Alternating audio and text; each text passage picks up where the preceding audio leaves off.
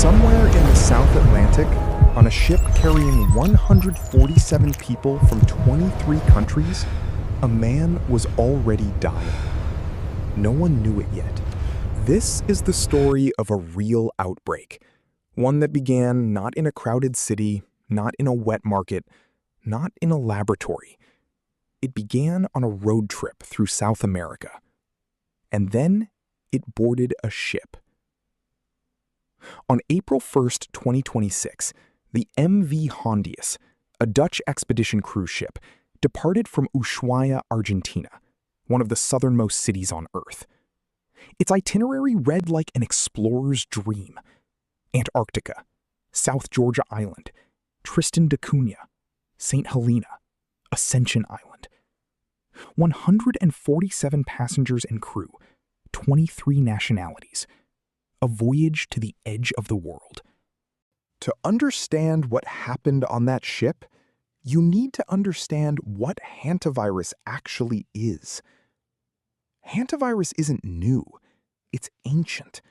Scientists believe rodents have carried it for tens of thousands of years, long before humans were even around to catch it. It first entered public consciousness in 1993, a mysterious cluster of deaths in the American Southwest. Young, healthy people suddenly collapsing with severe lung failure. Doctors were baffled. It turned out to be the sin nombre virus, a hantavirus carried by deer mice. People were breathing in microscopic particles of infected rodent droppings, and it was killing nearly half of them. Slower, deliberate. Today, scientists have identified over 50 strains of hantavirus worldwide. Most of them spread the same way. You disturb infected rodent waste, you inhale the particles, and the virus enters your bloodstream. There is no specific cure. There is no vaccine. Early, aggressive ICU care is the only thing that can save you. Pause. But there is one strain that is different from all the rest. One strain that broke the rules. Beat. The Andes virus. Now, back to the ship. The passenger who first fell ill was a Dutch citizen, a traveler.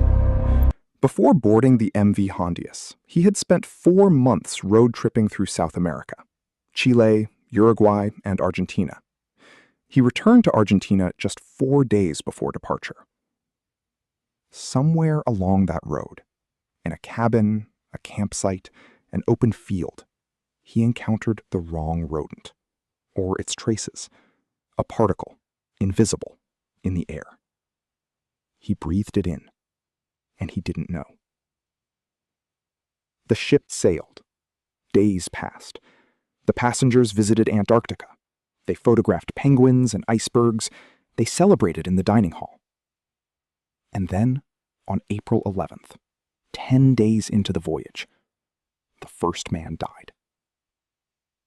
His wife disembarked at St. Helena Island on April 24th, already showing symptoms. She was flown to Johannesburg. She died the following day.